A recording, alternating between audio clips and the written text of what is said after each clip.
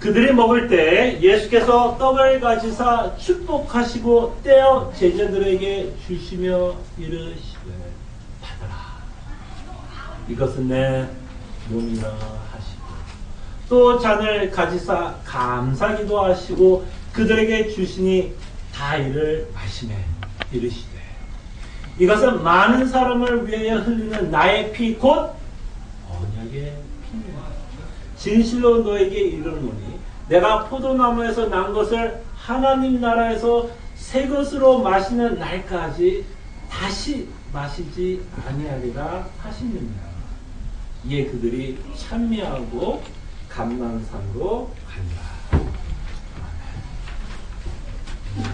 저희 교회와 다른 교회에서 예배 형식에서 좀 특이한 것이 있다면 저는 성찬일 것이라 생각이 듭니다.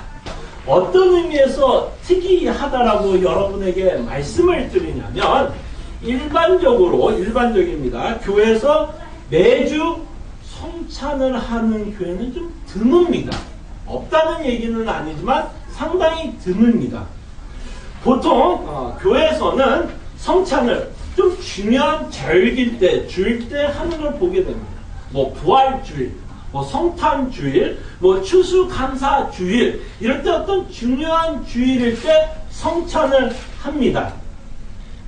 그리고 많이 해도 한 달에 한 번 정도 성찬을 하지 저희 교회처럼 매주 성찬을 하는 교회는 좀 드물다라고 생각이 듭니다. 그래서 오늘 우리들이 매주마다 하는 이 성찬에 대한 의미를 조금만 더 깊이 좀 생각을 해보려고 하는데요.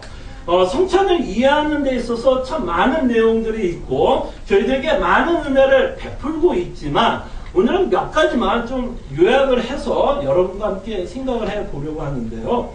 이 성찬을 이해하는 데 굉장히 중요한 개념이 나오고 있는 걸 보게 되는데 24절에 보니까 예수님이 이 성찬을 베풀면서 사실 마지막 만찬이죠. 마지막 라서플이라고 부르지만 이 마지막 만찬에 예수님이 만찬을 베풀면서 이런 단어를 씁니다. 나의 피 곧 언약의 피라 하면서 이 성찬을 대합니다.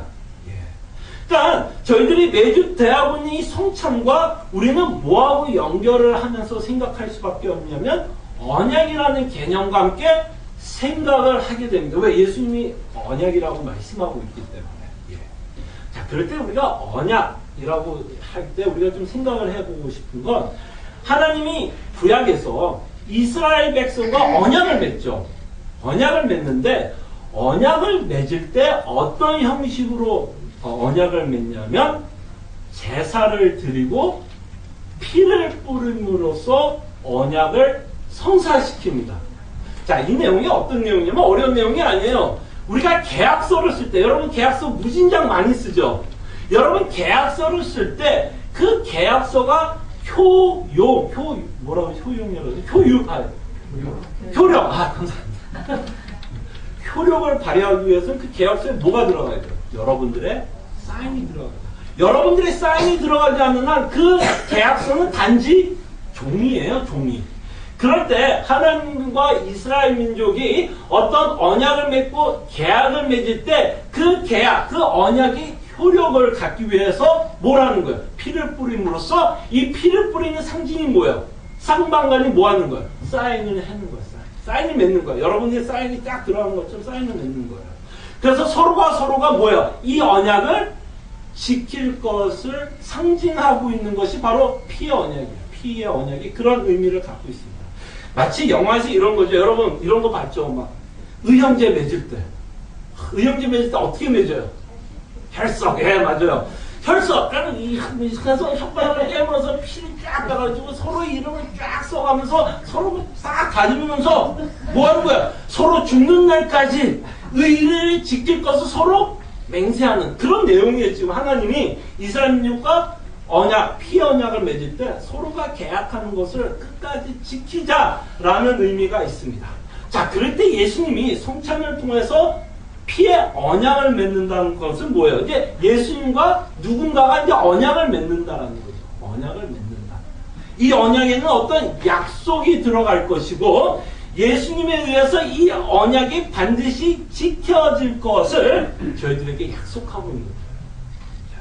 어떤 약속인지는 저희들 조금 이따 살펴보면서 예수님이 이 성찬을 통해서 언약을 맺고 있어서 이 언약에 대해서 우리가 이런 단어를 붙입니다. 새 언약이라는 단어를 써요. 새 언약.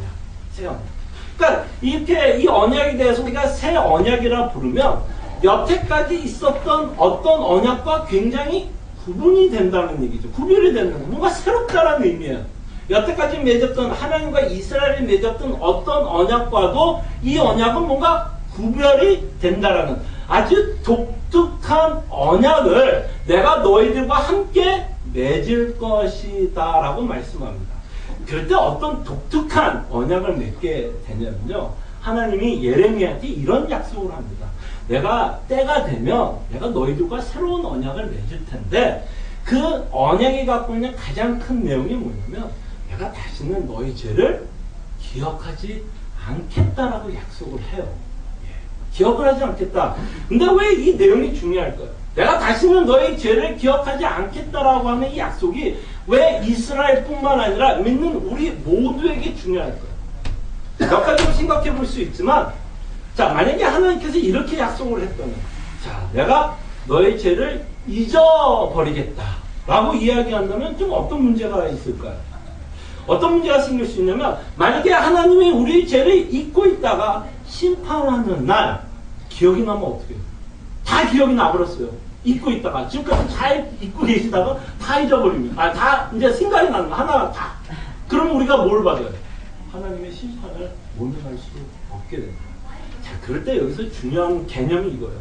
하나님이 새로운 언약을 맺을 때 내가 기억하지 않겠다라는 이 말에는 어떤 의미가 들어있냐면 고의성이 들어가요. 고의성. 내가 죄를 모르는 게 아니라 죄를 뭐하겠다? 덮어주겠다는 거예요. 내가 너 죄 지은 거 다 아는데 내가 고의적으로 잊어주겠다. 고의적으로 기억하지 않겠다는 거예요. 바로 예수 그리스도의 피로 말미암아 이 내용이 로마서 8장 1절에 뭐예요? 정죄함이 없다는 의미입니다. 그리스도를 피로 말미암아 우리가 죄인인데도 죄를 갖고 매일매일 죄를 짓는데도 하나님이 고의적으로 그리스도의 피로 말미암아 내가 다시는 기억하지 않겠다고 말합니다. 얼마나 감사해요. 그래서 우리가 매주마다 회개도 하는 거 아니겠습니까? 그 사랑과 은혜 하나님께서 약속하고 있기 때문에 우리는 우리의 죄를 인정하며 하나님께 나옵니다. 그리고 이 성찬을 통해서 하나님 예수님이 말씀하고 있는 내용에 통해서 이 피의 언약에 대해서 우리가 조금만 더 생각을 해보면 구약의 제사와 예수님의 제사의 차이점이 있다는 걸 보게 돼요. 자, 그럴 때 제가 어떤 말씀을 하냐면 구약의 제사가 만약에 이스라엘에게 죄 사함을 주었다면 새로운 언약이 필요했을까요? 필요 없었겠죠. 그 동물 제사가 죄 사함을 줬다면 새로운 언약이 필요 없었을 것입니다.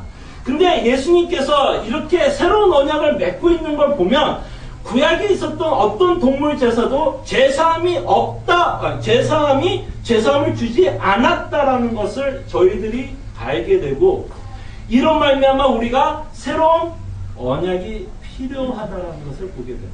뭔가 완전한 제사가 필요하다라는 거예요. 완전한 제사. 우리 죄가 사함을 받기 위해선 그 동물의 제사가 아닌 완전한 제사가 필요하다라고 말씀하면서 지금 피의 언약을 맺고 있습니다. 완전한 제사를 드릴 것을 말씀하는데요. 자, 제가 왜 자꾸 피피거리냐면 이게 무슨 공포물 아니에요. 피피거리는 이유가 중에 하나가 뭐냐면 이 피가 갖고 있는 아주 중요한 특성이 하나 있습니다. 그 특성이 뭐냐면 이 피의 특성이 어떤 피냐면 영원한 피라는 거죠. 영원한 피. 예수 그리스도가 영원하신 것처럼 십자가에 죽고 부활하심을 통해 우리에게 예수님의 어떤 영원한 하나님 것을 저희들에게 보여주는 것처럼 이 피가 갖고 있는 가장 큰 특징 중에 하나가 영원하다라는 거예요. 자, 이러면 목사님 무슨 설명을 하려고 애를 쓰냐면 이 언약이 갖고 있는 특성이 뭐냐면 예수 그리스도께서 언약을 맺고 있기 때문에 언약이 영원하다라는 게 중요해요. 영원하다라는 거예요. 영원. 그러니까 다시 말씀드리면 이 언약은 유효기간이 없다라는 거예요. 근데 여러분 생각해 보세요. 만약에 우리가 받고 있는 구원이 유효기간이 있으면 어떡할까요? 여러분과 제가 잘 쓰는 크레딧 카드처럼 유효기간이 있으면 유효기간이 끝나면 그 크레딧 카드는 쓸모가 있다 없다? 없게 되잖아요. 그런 것처럼 예수 그리스도께서 우리에게 베풀으신 그 구원이 어떤 유효기간이 있어서 제가 농담으로 얘기합니다. 2000년까지 믿는 자들에게만 구원을 베푸시겠다 그러면 여러분과 저에게도 구원이 없어요. 이 언약은 영원해야 돼요. 구약에 있었던 제사들은 영원한 제사가 아니었습니다. 그러나 예수 그리스도께서 하신 이 제사는 영원한 제사라는 것이 굉장히 중요합니다. 그래서 이 언약이 갖고 있는 특징이 뭐냐면 절대로 파괴될 수 없는 언약이에요. 절대로 파괴될 수 없는. 자, 이게 왜 중요하냐면 인간의 모습을 보면서 이 영원한 언약이 왜 중요한지를 저희들이 생각하게 된다는 것입니다. 저의 모습을 보고 여러분들의 모습을 보고 인간의 모습을 보면 우리들이 참 안 하려고 하는 것 중에 하나가 뭐가 있냐면 사람과 사람 사이에 어떤 상처를 주고 있는 걸 보게 되고 또한 사람과 사람 사이에 뭘 하냐면 배신을 하고 있는 걸 보게 돼요. 배신. 마음이 바뀐다는 얘기예요. 사람의 마음은 바뀐다는 거예요. 그래서 여러분 모르겠습니다. 여러분의 뭐 전체 이민 스토리는 모르지만 아마 여러분들이 이 땅에 미국 땅에 와서 이 땅에서 살아남기 위해서 참 많은 경우 사람들에게 의지하면서 이 땅에서 미국에서 살아남으셨을 거예요. 그런데 사람들에게 의지하는 것만큼 여러분들 아마 한두 번은 다 사람들에 의해서 배신을 느껴봤을 거예요. 그 단어를 쓰지 않더라도 어떤 사람에 대해서 배신을 느껴봤을 거예요. 아니 저 사람이 나한테 이럴 수 있어 라는 사람이 있으면 그 사람에 대해서 여러분들이 어떤 느낌을 받냐면 배신감을 느끼는 거예요. 아니 어떻게 저 사람이 나한테 저럴 수 있을까? 저 사람이 나한테 어떻게 등을 돌릴 수 있을까? 라는 배신감을 한두 번씩은 다 받아봤을 거예요. 그래서 우리는 상처를 받습니다. 그런 상처들 때문에 인간에 대한 신뢰하기가 굉장히 어려워져요. 그리고 내가 옛날에 상처받았던 그런 비슷한 모습을 이 사람에게 발견하면 우리는 그 사람에 대해서 짐작을 하고 이 사람은 그럴 거라고 생각을 할 때가 있는 거예요. 근데 이게 무서운 건 뭐냐면 우리가 믿고 있는 하나님에 대해서도 이렇게 생각할 때가 있어요. 내가 인간들에게 배신을 당하는 것처럼 하나님도 혹시 나를 배신하진 않을까? 결정적인 순간에는 하나님이 나에게 등을 돌리지 않을까라는 생각을 하면서 저희들이 신앙생활 할 때가 참 많아요. 그때 이제 고난을 받을 때 그런 느낌이 들죠. 하나님이 지금 침묵하고 있을 때 왜 지금 하나님은 나에게 아무 이야기 하지 않을까 라는 생각이 들 때 우리는 그런 단어까지 쓰지는 않지만 뭔가 하나님이 나에게 등을 돌리는 것 같지.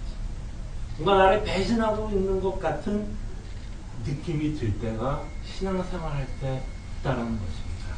그래서 지금 예수님이 이렇게 영원한 언약을 맺으면서 우리한테 확신을 시키고 싶어요. 나는 변하지 않는다라는 것이죠. 이 피의 언약이 갖고 있는 언약의 영원성을 보장한다라는 것이죠. 모든 것이 변하고 인간들의 마음은 변할지라도 사람들은 변덕이 있어서 서로에게 상처를 주고 배신을 할 수 있을지 몰라도 적어도 내가 맺고 있는 이 언약은 변하지 않을 거야. 모두가 너를 배신해도 나는 너를 배신하지 않겠다라는 것이 이 피의 언약이 갖고 있는 믿는 자들에게 주는 아주 큰 위로라고 생각이 듭니다. 안심하십시오. 하나님의 사랑을 의심하지 마십시오. 이 영원한 언약인 것을 기억하시고 하나님이 베푸신 구원에 안심하시고 평안함을 가지시기를 바랍니다. 자, 이렇게 예수 그리스도께서 복음을 이 피 언약이라고 말씀하며 저희들에게 복음을 전한다면 당연히 예수님이 성찬에 대해서 뭐라고 얘기할까요? 당연히 기념하라는 말이 너무 당연한 거 아닐까요? 왜? 이 성찬에는 뭐가 들어있기 때문에? 복음이 들어있기 때문에, 피 언약이 들어있기 때문에, 우리에게 복음이 있기 때문에 예수님 말씀하는데 기념하라. 이 마지막 만찬을 기념하라. 이 성찬 속에 담겨져 있는 메시지를 기념하라고 말씀합니다. 그래서 하나님이 이스라엘 백성에게 유월절을 기념하라는 이유도 그 얘기 아니겠어요? 하나님이 이스라엘 민족을 어떻게 구원했는지, 너희들이 그렇게 울고불고 있을 때, 노예로 살고 있을 때, 비참한 인생을 살고 있을 때 내가 모세를 들어 너희들을 끌고 나오지 않았느냐? 만나와 물과 너희들이 필요한 모든 것 광야에서 베풀어 주지 않았느냐? 그리고 가나안 땅에 들어오지 않았느냐? 내가 약속한 거 다 지키지 않았느냐를 기념하라는 거 아니에요? 기념하라는 거 아니에요? 자, 그럴 때 기념하라는 이 말에는 어떤 내용까지 포함되고 있을까요? 그냥 그런 팩트만 기억하라는 걸까요? 하나님이 이런 일 했구나. 아니죠. 하나님이 이스라엘 민족에게 그걸 기념하라는 의미에는 어디까지 뭘 요구하냐면 그 일에 대해서 뭐 하라는 얘기야? 감사하라는 얘기죠. 감사하라는 얘기 아니에요. 그 팩트만 너희들이 기억하는 게 아니라 내가 너희들에게 얼마나 큰 은혜를 베풀었는지에 대해서 감사하라는 의미에서 이 유월절을 기념하라는 것입니다. 그때 예수님이 성찬을 기념하라고 하면 단지 형식만을 기념하는 게 아니라 그 형식 가운데 있는 그 메시지에 대한 확실한 이해로 말미암아 하나님께 뭐 하라는 걸까요? 찬양과 영광과 감사를 돌리라는 그 의미가 이 성찬에 들어 있습니다. 그러니까 사실 형식이 중요한 게 아니라 그 형식 뒤에 있는 우리에게 전하고자 하는 복음의 메시지를 기념하라라고 예수님이 말씀하십니다. 자, 그럴 때 제가 서두에서 이런 말을 했습니다. 저희 교회가 갖고 있는 성찬에 대한 독특함은 매주 성찬을 합니다. 이제 매주 하죠. 저희가 조금 후에 할 거예요. 자, 매주 하기에 성찬을 통해서 저희들이 복음을 기념하고 하나님께 찬양과 영광을 돌릴 수 있고 이 성찬에 담겨진 메시지를 묵상할 수 있는 기회가 있어서 참 좋습니다. 좋아요. 근데 재미나는 인간의 습성 때문에 이런 것도 있어요. 어떤 일에 장점이 있으면 어떤 일에는 단점도 있습니다. 단점도 있어요. 자, 그랬을 때 제가 감히 성찬이 단점이라고 얘기하지는 않겠죠. 그죠? 감히 예수 그리스도께서 기념하라고 하는 이 성찬에 단점이 있습니다라고 얘기하는 게 아니라 우리의 마음 때문에 단점이 있을 수 있다는 거예요. 그래서 제가 강조점이 성찬에 있는 게 아니라 매주 하는 성찬 때문에 단점이 생길 수 있다는 것입니다. 자, 매주 하기에 성찬의 의미보다는 형식만이 남게 될 수 있다는 거예요. 형식만이 남을 수 있다는 거예요. 우리 마음속에 어떤 마음이 자리 잡을 수 있느냐면 아마 교회에서 이런 마음이 들기 시작하면 굉장히 어려워지는 것 같은데요. 이런 마음이 들 때가 있는 것 같아요. 하니까 하나 없다. 교회에서 하는 어떤 형식이 하니까 하나보다라고 하면 형식만 남게 되면 굉장히 교회가 이렇게 좀 뭐랄까 차가워질 수 있다라는 것입니다. 어떠십니까? 공감이 가세요? 저는 공감할 수 있을 거라 생각해요. 왜? 저도 그런 마음이 드는데. 저도 매주 하기 때문에 저도 그런 마음이 들기 때문에 제가 만약에 그런 마음이 있다면 혹시 저희 중에도 충분히 있을 수 있을 것이라고 저는 감히 지레 짐작합니다. 자, 인간이 갖고 있는 재미나는 습성이 있는데요. 무엇에 익숙하게 되면 아무리 중요한 것도 그 일에 익숙하게 되면 그 일의 중요성에 대해서 조금씩 잊어버리기 시작합니다. 다시 말씀드리면 무엇에 익숙하게 되면 처음에 있었던 흥분도 조금씩 사그러지기 시작하는 게 인간의 마음이에요. 무뎌진다는 것입니다. 그게 우리예요, 우리. 제가 가끔 자주 아마 이 이야기를 여러분들에게 했던 걸로 기억이 드는데요. 어떤 분이 집을 사서 이사를 가게 됐습니다. 말씀드린 것처럼 굉장히 좋은 뷰를 사셨어요. 어느 정도로 좋은 뷰냐? 바다가 쫙 보이는 절경이었습니다. 그렇게 이사 들어갔던 분은 너무나 좋아했어요. 정말 저한테 정말 만날 때마다 집 자랑을 많이 하셨어요. 그리고 어느 정도로 말씀하면 다른 데 관광 갈 필요가 없을 정도로 그 절경에 대해서 자랑을 했고 이야기했어요. 그만큼 이뻤다라는 거죠. 창문밖만 봐도 관광할 필요 없대요. 여기 창문 밖이 관광지라는 얘기예요. 재미나는 사실은요. 이분은 뭐라 그러려고 하는 거 아니에요. 시간이 흐르면 흐를수록 그 절경의 이야기가 점점 줄어든다는 거예요. 절경에 대한 그 익사이먼이 이상하게도 점점 줄고 더 이상 그 절경에 대한 이야기가 없어지더라고요. 무슨 얘기예요?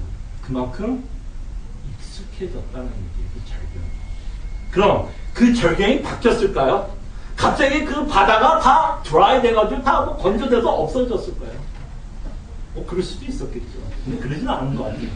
그런 문제가 좀 어디에 있냐면 우리의 마음인 것 같아요. 우리의 마음. 우리가 무엇에 익숙해지기 시작하면 그것이 아무리 중요하고 우리를 흥분하게 했던 것도 점점 무뎌지게 하고 우리의 흥분도 그만큼 없어지게 된다는 것이 저희들이 갖고 있는 어떤 인간적인 습성인 것 같아요. 근데 이게 절경에 대해서만 그러면 다행인데 이게 이제 우리의 안타까움이죠. 이런 현상이 우리가 신앙생활하면서도 충분히 찾아볼 수 있는 저희들의 모습이라고 생각이 듭니다. 뭐에 대한 것까지냐면 복음에 대해서도 익숙해지면 복음에 대한 놀라운 그 신선함도 함께 떨어진다는 거예요. 그게 현실입니다. 그걸 받아들이자고요. 그래서 우리가 교회 생활하다 보면 이런 이야기 가끔 농담반 진담반으로 할 때 있죠. 첫사랑이 식었다. 바로 이런 때 쓰는 그런 표현이 아닌가 싶어요. 첫사랑이 식었다. 자, 그럴 때 복음이 언제나 우리에게 신선하게 다가오기 위해서는 사실은 뭐가 또 필요한 우리의 노력이 들어가야 됩니다. 우리의 노력이 들어가야 돼요. 왜? 우리의 자연적인 습성은 뭐에 익숙함을 좀 잊어버리려고 하는 습성이 있기 때문에 그것과 함께 좀 저희들이 좀 싸워 나가야 되는 모습들이 있다라는 것입니다. 자, 그럴 때 우리가 좀 복음이 매일매일 좀 신선하게 다가오기 위해서는 좀 몇 가지만 여러분에게 제안을 한다면 한 가지 굉장히 중요한 건 우리가 언제나 우리 죄에 대해서 좀 놀라워요. 여러분과 제가 죄성을 갖고 있는 것에 굉장히 놀라요. 매일매일 우리가 죄를 짓고 있는 그 모습을 보면서 와, 내가 이런 죄도 짓는단 말이야. 그래서 매일매일 내가 죄를 짓고 있는 것에 뭔가 이렇게 좀 신선하게 다가와야 돼. 정말 내가 이랬단 말이야. 그래서 우리가 복음이 그 신선함을 좀 잃지 않기 위해서는 죄가 익숙해지면 안 돼요. 죄성에 대해서 익숙해지면 안 돼요. 제가 여러분에게 아까 회개 기도한 때 여러분 기도를 공동이 들어갔으면 우리는 우리의 죄성에 대해서 굉장히 무뎌지고 있는 모습을 보고 있어요. 인간은 별로 자기의 죄성을 인정하고 싶지 않아요. 그리고 누가 지적을 해도 우리는 끊임없이 뭘 하고 싶으냐면 변명을 하고 싶어요. 나는 그런 행동을 할 이유가 있었다라고 이야기하고 싶어. 끊임없이. 그걸 합리화하고 정당화하지. 내가 죄인이라는 걸 인정한다는 게 너무너무 불편하고 싫어요. 그리고 내가 죄인이라는 것을 인정하기 싫으니까 그 일이 또 누구? 남 탓으로 돌리기 시작해. 너 때문에 내가 이렇게 한 거라고. 그 뭐야? 그러니까 제가 신선하게 안 다가오는 거예요. 그래서 사도 바울은 끊임없이 자기 자신을 보면서 오라 나는 공부하자. 사도 바울이 죄를 지어 얼마나 지었겠어요? 그 회심하고 나서. 얼마나 죄를 지었겠어요? 정말 얼마나 윤리적인 엄청난 죄를 지었을까요? 아니요. 죄에 대해서 계속 민감해지는 거예요. 죄에 대해서 점점 민감해지는 거예요. 매일 자신의 모습을 보면서. 그러면서 우리가 죄에 대해서 민감해지는 것뿐만 아니라 이제 그게 아픈 거예요. 너무 아픈 거예요, 내 자신이. 원함은 있는데 하지 못하는 나의 모습을 보면서. 그게 너무 아픈 거예요, 내 자신. 그러면서 왜 나는 이거밖에 안 될까? 왜 나는 이렇게밖에 못 살까? 하나님이 이렇게 살면 기쁘지 않을 텐데 왜 나는 이렇게밖에 못 살까? 이런 어떤 죄에 대한 어떤 인식, 그 아픔, 그 아픔이 다가올 때 예수님의 십자가의 길이 굉장히 커지게 보입니다. 어떻게 예수님은 나 같은 이런 사람을 위해서 그 모진 길을 걸어갈 수 있었을까? 그게 놀라운 거예요. 그래서요. 죄에 대한 신선함, 그것이 우리가 예수 그리스도를 바라보고 우리로 하여금 계속해서 복음을 좀 신선하게 저희들을 바라보게 하는 것 같아요. 그 다음에 두 번째로 좀 실질적으로 우리가 할 수 있는 일 중에 하나가 뭐냐면 하나님을 묵상하는 훈련이 굉장히 필요한 것 같아요. 하나님을 묵상. 그 하나님이, 우리가 믿고 있는 그 하나님이 얼마나 아름다운 분인지를 좀 저희들이 좀 묵상해 봤으면 좋겠어요. 저희들이 십자가를 통해서 단지 우리의 구원을 바라보는 것뿐만 아니라 그 십자가를 통한 하나님의 아름다운 마음을 저희들이 보게 되지 않습니까? 창세 전부터 저희들을 구원하기 위해서 당신이 가장 아끼는 예수 그리스도를 준비하고 있는 그 마음, 그 사랑, 그 은혜, 그 풍성한 사랑. 그래서 저희들은 그 십자가를 바라보면서 나의 구원에 대해서 감상, 묵상하는 것뿐만 아니라 그 십자가 뒤에서 그 십자가를 오케스트라한 그 하나님의 그 아름다운 마음, 그 풍성한 은혜, 그 풍성한 사랑을 저희들이 좀 묵상해 보면 그 복음이 우리에게 또다시 좀 신선하게 다가오지 않을까 생각을 해봅니다. 그러면서 그 십자가에 나타난 하나님의 사랑의 속성뿐만 아니라 하나님이 얼마나 죄를 미워하고 싫어했으면 그 죄의 싹신 사망을 그 독생자 아들에게 퍼부었습니다. 진노로 퍼붓다는 그 하나님의 거룩하심, 그 거룩하심을 묵상할 때, 야, 다행이다. 내가 원래 그 자리에 내가 그 십자가를 짊어졌어야 돼. 나를 대신하여 죽고 있는 그 예수 그리스도. 다시 한번 그 하나님의 어떤 속성들을 저희들이 좀 묵상을 하면 복음이 조금 더 새롭게 저희들이 다가오지 않을까 생각을 해봅니다. 그 다음에 또한 하나님의 아름다움을 여러분들이 또 어디서 묵상할 수 있는지 아세요? 좀 여러분, 우리가 좀 여유를 가지고 좀 자연을 좀 감상해 봤습니다. 자연. 시애틀이 갖고 있는 단점이 비가 참 많이 온다, 우중충하다, 우울하다고 얘기하지만 전 시애틀이 참 좋은 게 나무가 많고 파래요. 인간이 갖고 있는 가장 평화로운 색깔이 있다면 파란색이래요. 푸른색. 그 다음에 인간이 가장 좋아하는 소리가 물소리래요. 그래서 좀 이런 자연을 보면서 하나님이 만든 이 아름다운 자연을 보면서 이 세상에 하나님을 반영하고 있고 하나님의 아름다움을 이 창조 세계에서 보여주고 있다는 저희들이 좀 여유를 가지고 좀 이 세상에서 하나님을 만나 타락한 세상에 죄가 물들어 있는 것도 사실이지만 아직도 이 자연은 보존 유지되고 있습니다. 좀 자연을 보면서 참 하나님은 얼마나 아름다운 분이실까. 참 내가 믿고 있는 이 하나님 참 아름다운 분이시구나를 한번 자연을 좀 이렇게 좀 보시면서 좀 그런 생각도 해 보시면 좀 더 우리가 믿고 있는 어떤 복음에 대해서 좀 다르게 좀 생각해 볼 수 있지 않나 생각을 해 봅니다. 자, 이렇게 형식적일 때 우리의 마음, 그거 우리가 그럴 수밖에 없다는 얘기를 여러분께 하면서 마지막으로 여러분과 함께 이 성찬에 대해서 좀 나누고 싶은 것은 뭐냐면, 이 성찬은 단지 예수 그리스도의 죽음과 부활, 그리고 우리를 죄를 용서하는 언약만을 약속하는 것이 아닙니다. 이 성찬으로 말미암아 예수님은 우리의 시선을 어디에 맞추기를 바라냐면 하나님의 나라에 맞추기를 바라요. 하나님의 나라. 하나님의 나라. 25절 한번 보세요. 자, 진실로 너에게 이르노니 내가 포도나무에서 난 것을 하나님 나라에서 새 것으로 마시는 날까지 다시 마시지 아니하리라. 이렇게 만찬을 주면서 성찬을 내면서 예수님 뭐 하겠다는 거야? 채진을 안 마시겠구나.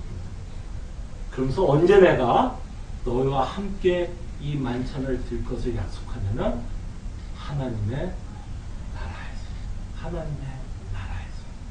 그래서 이 성찬은 단지 우리의 구원, 하나님의 용서, 언약만을 약속하는 게 아니라 하나님의 나라도 우리에게 약속하고 있다는 것, 우리에게 소망을 주고 있는 메시지인 것을 보게 돼요. 그래서 저는 우리가 받고 있는 은혜를 좀 이렇게 표현하고 싶어요. 제가 먹는 걸 좋아하니까 에피타이저라고 좀 표현하고 싶어요. 에피타이저. 저희들이 받고 있는 이 땅에서 은혜가 에피타이저밖에 안 돼요, 사실. 우리가 진정 누릴 그 무한하고 영원한 은혜는 사실은 천국 가서 맛볼 거예요. 단지 우리는 지금 에피타이저에서 하나님께서 베풀으신 은혜를 지금 먹고 사는데요. 근데 진짜 놀라운 건 뭐냐면 이 에피타이저를 먹는 것도 너무나 기뻐요. 이 에피타이저도 우리에게 힘을 주고 이 에피타이저도 우리에게 위로와 행복을 주고 있다. 정말 마지막 날 하나님 나라에 들어와서 그 만찬의 기쁨은 어떨까요? 제 언어가 딸려서 표현은 못하겠어요. 정말 기쁨을 형용할 수 없을 것 같아요. 지금 맛보는 은혜도 그렇게 좋은데 이 타락한 세상에서, 이 죄있는 세상에서 맛보는 이 은혜도 이렇게 달고 기쁘고 하나님을 찬양하게 됩니다. 그 영원한 하나님의 나라에 들어가서 예수 그리스도를 얼굴과 얼굴, 여러분과 제가 지금 맞대는 것처럼 같이 만찬을 든다는 그 기쁨이 얼마나 기쁜지. 가면 확인이 되겠죠. 네, 요새 워낙 그 테크놀로지가 발달이 되어서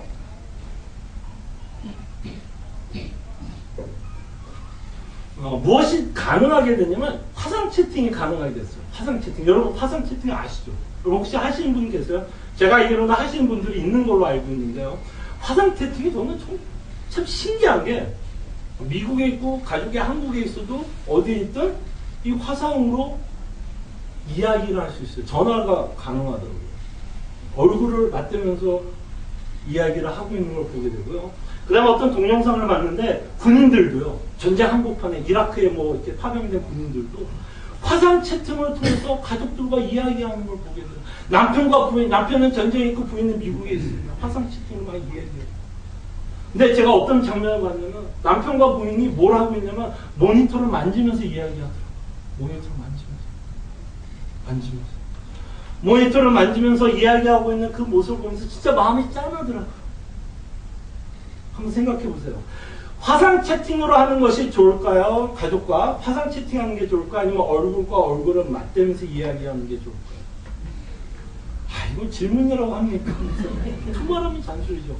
얼굴과 얼굴을 맞대면서 이야기하는 게 훨씬 좋죠. 피부를 만져서 얼굴 어떻게 잘 지냈어? 근데 지금 우리가 하고 있는 예수 그리스도를 믿는 모습이 어떤 모습이냐면 지금은 화상 채팅이에요. 화상 채팅. 지금 여러분이 예수님과 관계를 맺고 인격적으로 나눔이 있지만 아직은 화상 채팅.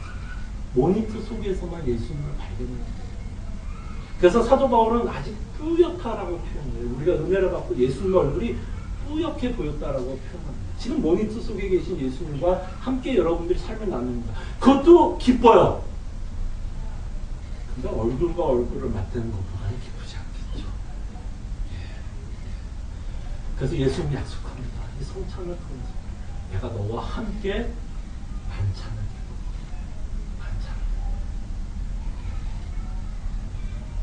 그래서 우리는 이 성찬을 들면서 흥분되게 되고 기쁘게 됩니다. 우리의 구원뿐만 아니라 우리에게 약속하고 있는 예수님, 그 하나님의 나라에서 그와 함께 영원히 만찬할 그 기쁨의 소식이 함께 이 성찬에 담겨져 있기 때문에 우리가 이 성찬을 대할 때 기쁨으로 소망을 갖고 이 성찬에 대합니다.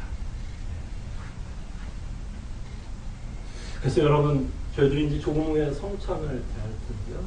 좀 이런 내용들을 여러분들 좀 기억을 하시면서 같이 성찬을 대하면 정말 기쁨으로 우리가 성찬을 대할 수 있을 거라고 생각이 듭니다. 함께 기도하죠. 예수님이 우리에게 말씀합니다. 내가 흘리는 이 피의 언약은 영원한 피의 언약인 것을 저희들에게 약속을 하고